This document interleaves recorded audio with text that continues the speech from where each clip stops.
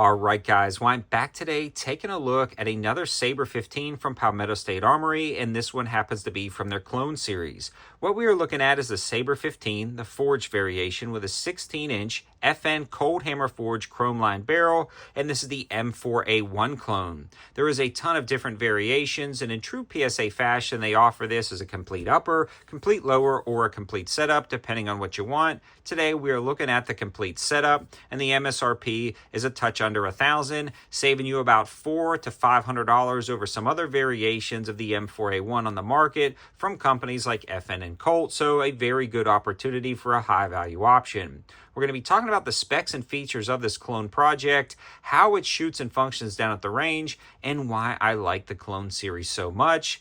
Let's get into it. Before we do, I want to give a huge shout out to AAC for all the help on this particular video. We ran a ton of AAC through this. Their standard 55 grain, 62 grain, and even some of their HP rounds with higher grain weights, and it all functioned great. And this was definitely gassed correctly for a wide variety of loads. We'll talk about that in the reliability section. But again, let's start off with those specs and features.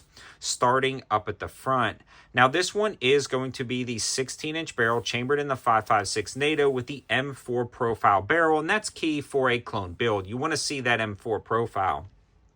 1-in-7 twist, and then up at the front you're going to get that standard front sight post, and it's going to be the F-mark front sight post with the sling swivel, and then you're going to have the quad rail surrounding that carbine length gas system and the hand guards as well as the vertical grip. Now a little bit more about the barrel. This is actually going to be made specifically for Palmetto State Armory by FN, so they're truly using an FN barrel, and this one is cold hammer forged chrome moly vanadium, and then this is referred to as MG steel, and you can kind of dig into that a little bit more. Commonly used on FN M249s and 240s, so it's going to work really well for a standard semi-auto AR.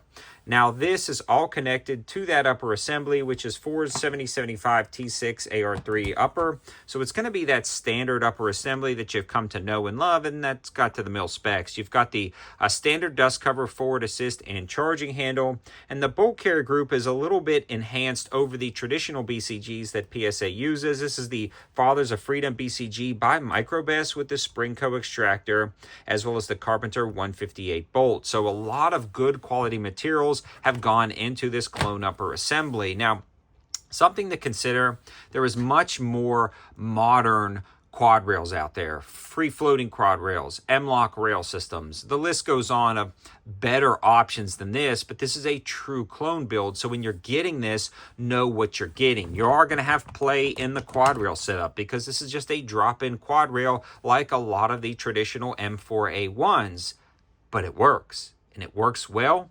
But you will have some of those quirks of those older school rifles. If you're interested in a more modern rifle, a more practical or functional rifle, then maybe you might want to check out one of PSA's other Sabre lineups with M-lock rail systems or quad rail systems, or even locking clamp-on rail systems. But again, this one is a true clone build, so something to consider. But the quad rail is done nicely, and it actually protects your hand from the heat, and the vertical grip is very functional. Moving along to the reliability of the upper assembly and the reliability of the BCG, 100% functional, no issues whatsoever. It chugged through that AAC, and surprisingly, this was gassed really nicely. I've had so many carbine uppers in the past that have been way over gassed to where you could never add a can or it struggled with ejection issues. This one was gassed correctly, and it ran a wide variety of ammunition. And the other cool thing is you do get this really nice flip up rear sight on here, and that rear sight is going to be the MacTech rear backup iron sight. It just works out well. It's very convenient. It's adjustable for elevation here. You can click that up and down just like a traditional M4A1, and that's really convenient. And I honestly think I'm just going to run the iron sights on this. I may throw an optic on it in the future, but it's just really cool to have that clone build with iron sights.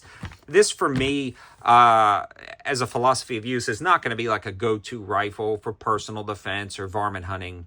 This is just to have a clone M4A1 in the collection because I'm an AR enthusiast. I love the history of it. I love the mechanics of it. I love to see where this platform has come from, where it's going, and how viable it is in the future. And running something with iron sights, an old school quad rail, a front sight post is just fun. I've got countless ARs with optics, high-speed rails, lights, lasers, bells and whistles. This is just fun to get back to basics, take out and plink, and have something really cool yet incredibly functional and reliable, especially with that FN barrel, to just plink down at the range. Now let's talk a little bit about the lower. And you're getting a basic lower. Mil-spec trigger, mil-spec trigger guard, mil-spec grip, and mil-spec stock, but it works. And it works really well with no functional issues whatsoever. Well balanced, lightweight, protects your hand from the heat. You could potentially run this as a go-to rifle if you felt like having one AR that really harkens back to the clone series of M4A1s, but still being very functional. But honestly, for me, this is not going to be a safe queen. It's going to be a fun plinker down at the range that just slows me down, takes me back, and really allows me to enjoy a classic AR setup that has a ton of quality components, but still at an affordable price compared to others on the market. PSA is killing it in their Saber series, but I want to hear your thoughts in the comment section below.